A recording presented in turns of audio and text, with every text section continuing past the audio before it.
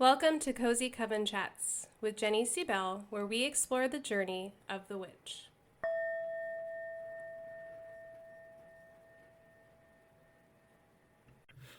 Hello, witches, and welcome to another Cozy Coven Chat. I am your host, Jenny C. Bell, and this is a chat where we talk about living slowly and tuning into the seasons. And this is coming out on an eclipse. So today is an eclipse, and I talked about it a little bit last week just to kind of prepare you. But it's a lunar eclipse, full moon, near the North Node in the sign of Pisces. And it's like all eclipses, intense. And so if you haven't already done so, you haven't looked at where is Pisces in your chart, like I talked about last week, make sure you do that. But just also let yourself be. Let things surface today. So if you're suddenly kind of moody or you suddenly have an insight, honor it, right? Honor whatever emotions arise, honor whatever comes up for you, and it can continue to come up for you for a couple days. So it may not really hit you today, it may hit you in the middle of the week, right? And so definitely honor that highest self, that emotional self, that intelligent self, the part of you that connects with your angels and guides. This is a good day to pull cards. It's a great day to journal. It's a good day to sit in meditation. And I'm going to give you some journal questions at the end of this episode. But it really, it's eclipse season. And the rest of the week, astrologically speaking, is not going to be as intense, right? But we definitely want to honor this moon energy, this eclipse energy today. And then it's going to just kind of lead into the rest of the week. And then I would like to also offer a card. So a card for the week, the energy for this week. Ooh, it fell on the floor. Okay, Justice. She really popped out too. She fell on the floor. So she's the 11th card of the major arcana. And she is all about kind of like this balance because she has the scales, like the Libra scales. But a lot of times about kind of this honest self-reflection. And I love that for an eclipse week because that's what we're being asked to do, right? I have always been very connected to the moon. I am a Cancer rising and moon is very important to me. But when I really started tuning into the moon cycles and which planet the moon was under and where the moon was, and even sometimes like I really for like a whole year went through and like looked at each day and where the moon was, which you can do, right? Like so for instance today it's in Pisces, and then Monday it goes into Aries, and then by Wednesday it goes into Taurus, and then by Friday it's in Gemini, and then on the next Saturday it continues in Gemini.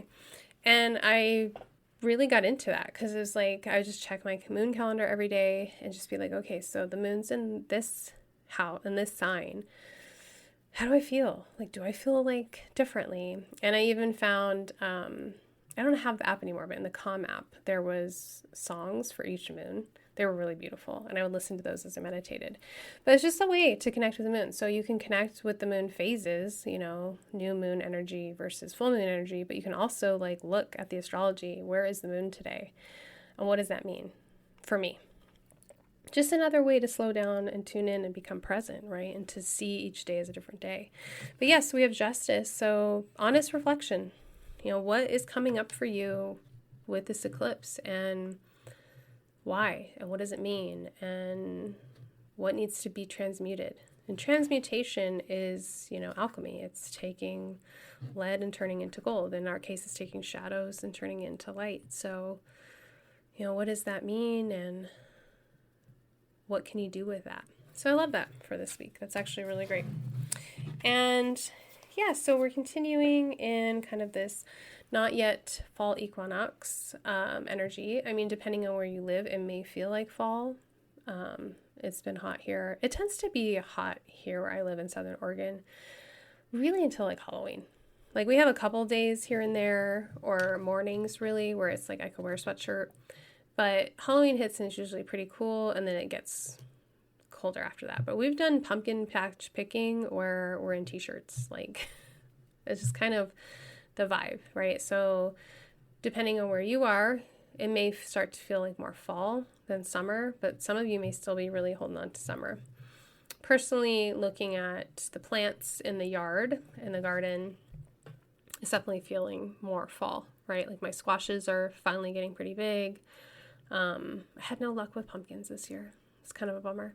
But like I said last week, this is the time, at this time, to really harvest the herbs. Because for me, it just seems like suddenly it'll just be cold or dry and my herbs are gone. And it's like, oh my gosh, like besides Rosemary, she's tried and true and she'll just stick around. But everybody else, I'm like, oh, I didn't get enough of them. So I just harvest a bunch, like tons and tons, and then share with people because it all comes back, you know, especially anything in the mint family, which is most of what I grow because of the deer. And so, yeah. And right now I'm really excited. I'll be collecting, decided the equinox felt like the right day. So I was going to pick like a special day to collect all of my mugwort.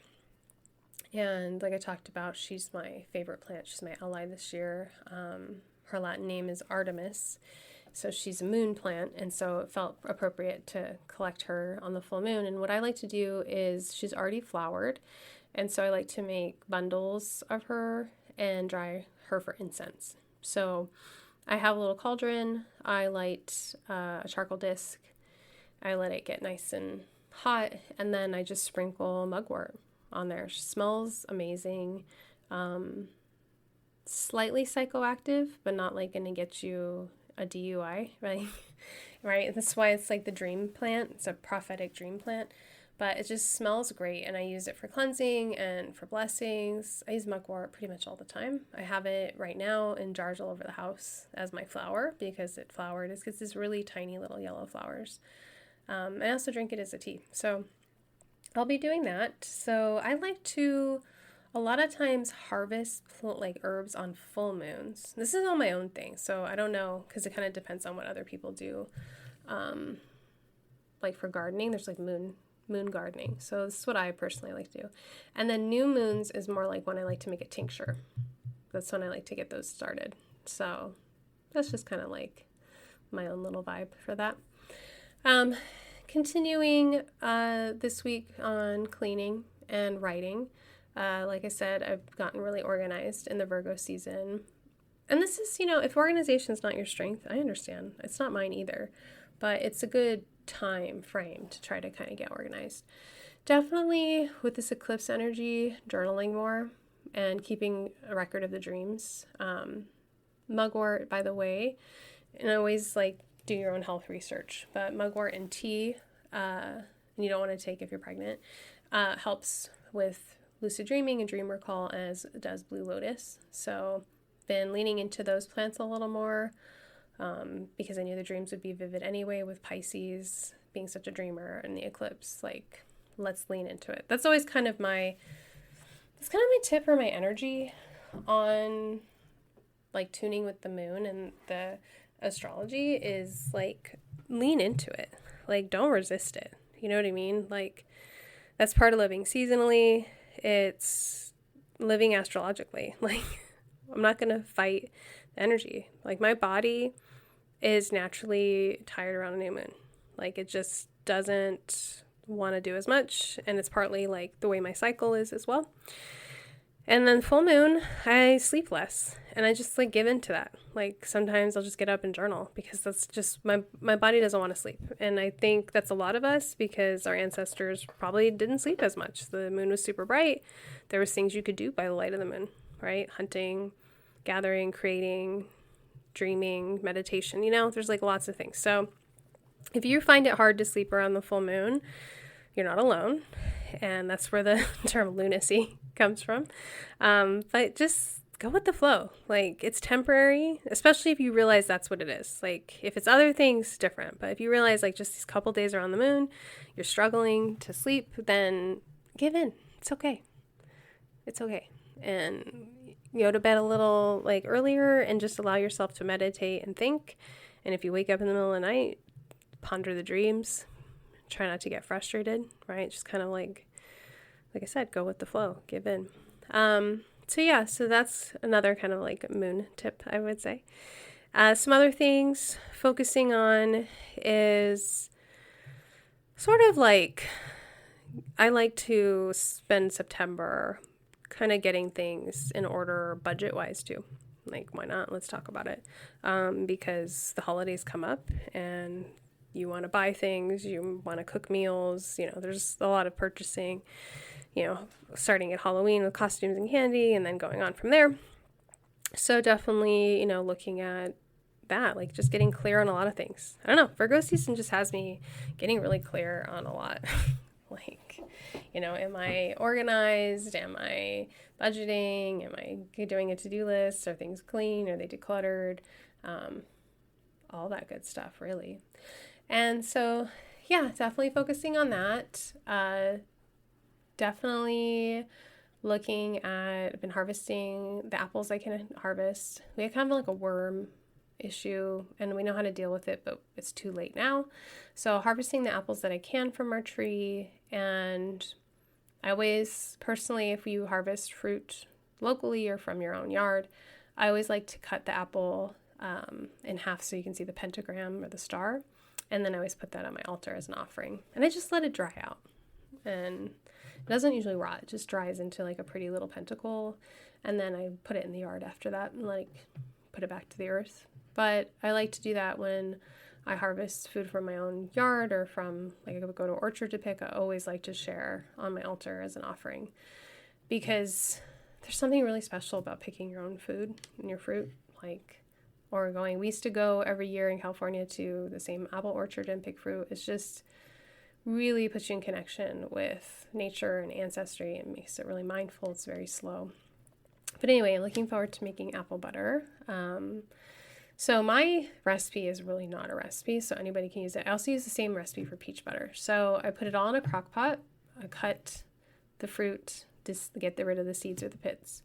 Put it all in a crock pot. I add a dash of molasses. And this is because, side note, I never buy brown sugar because brown sugar is just sugar and molasses. So I just make my own, which is just you add molasses to the sugar and you mix it. It's so easy. So anyway, I add a dash or so of molasses, a teaspoon of vanilla, and usually like a half a cup of sugar.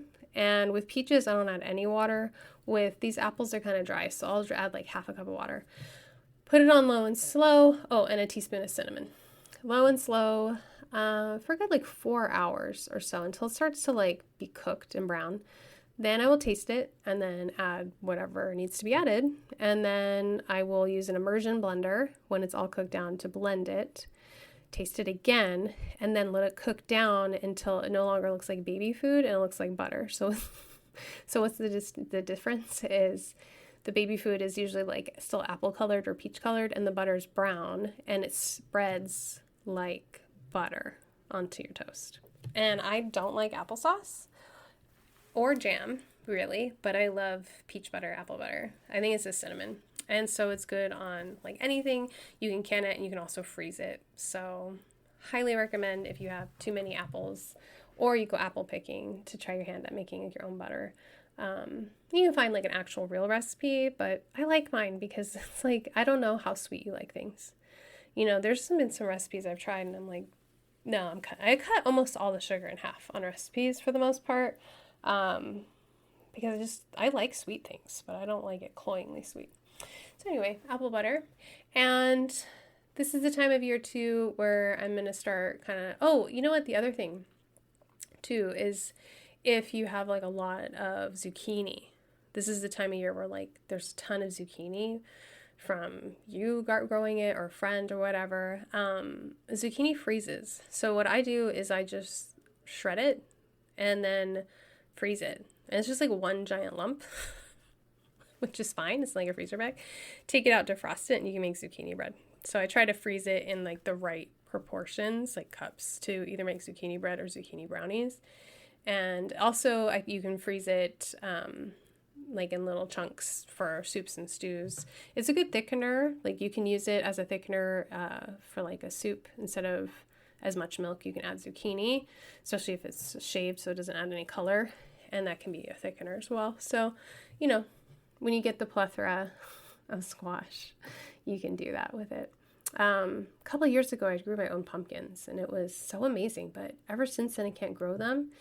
And it was weird. I've learned talking to other people, like if you neglect them or you accidentally grow them, they seem to thrive, which is what happened to me. I was trying to grow them from seed in house. It didn't work. And so I, like with everything, I just threw the pot, the dirt and everything into the yard. And suddenly I had like 5 pumpkins that year. But this last few years, me consciously planting seeds and trying to grow pumpkins, I've had no success. So, I don't know. But same thing with pumpkins. I scooped out all the seeds, I saved them, I dried them to plant, and then I also cooked them and made my own pumpkin puree and pumpkin pie, which, talk about slow living. With slow living and this kind of lifestyle that I like to lead, and I've probably been leading as much as I could my whole life. I mean, I'm a Taurus sun and a Cancer rising. Like, I was meant to live a slow life. I was also raised by my grandparents, which I think helped. But having this whole, idea of slow living, I'm always willing to try to make anything from scratch. Like, I've made my own crackers, I make my own bread, everything. And sometimes I'm like, yes, like, totally going to make this from scratch from now on. And other times I'm like, I will never. I will never. And yeah, that's how I feel about cinnamon rolls from scratch. And that's how I feel about crackers. But that's just me. You do you. Just this, I don't know if it was because they were gluten-free cinnamon rolls, but they took like all day and it just wasn't worth it. But yeah, slow living. And just from last thing I want to talk about again is the eclipse season. Eclipse today. Take it easy, please. Rest, nourish, listen to your body, look for signs of what's coming up. And these are journal questions from our coven, where I have a ritual for eclipses. It's a ritual for release of what's holding you back. And these are the journal questions that I want to share with you. What is heavy on your heart and mind at this time? What has this eclipse brought to your attention? What do you need to release or heal at this time? What changes do you want to make going forward from this eclipse energy? And really, the other thing, because it's in Pisces, is what I would like you to just think about dreams you've had, both real and visionary dreams, but also actual dreams or daydreams. And which ones align and which ones don't. When you were a child, and you dreamt of your future, do some of those still align to you? And you're like, you know what, actually I do still want to do travel or whatever this dream was. Oh, and if not, then which ones don't? Maybe your dream of being president is not really a dream anymore. And you're like, okay, we're going to put that to rest. But something to think about. For me, I always dreamt of being an author. And then for a long time, I just thought that wasn't going to happen, but I wouldn't let it go. And here we are, right? So think about dreams. It always makes me think of Langston Hughes, the Dreams Deferred poem. I don't know. I was an English teacher for so long. I often think, I think of poems. I think in poems. I think in Shakespeare. That's my go-to for explaining a situation. So, not always for everybody else, but yeah. But I'm going to end by reading that to you. So it's by Langston Hughes, and he asks, what happens to dreams deferred? What happens to a dream deferred? And the poem's called Harlem. What happens to a dream deferred? Does it dry up like a raisin in the sun, or fester like a sore and then run? Does it stink like rotten meat, or crust and sugar over like a syrupy sweet? Maybe it just sags like a heavy load, or does it explode? And so, yeah, the dreams deferred, the ones that you put off or put on hold, they fester. And a lot of times they present themselves in the shadows. And because we're looking at Pisces in this eclipse, dreams may be festering. And so it's important to recognize that and let them go or release them and move on. Anyway, thanks for chatting with me. I hope you have a restful week. As always, thank you for listening. Please subscribe and share with a friend. If you haven't already done so, be on the lookout for my book, Spirit Crystals. Discover your crystal guide for healing and empowerment. Available wherever you buy books.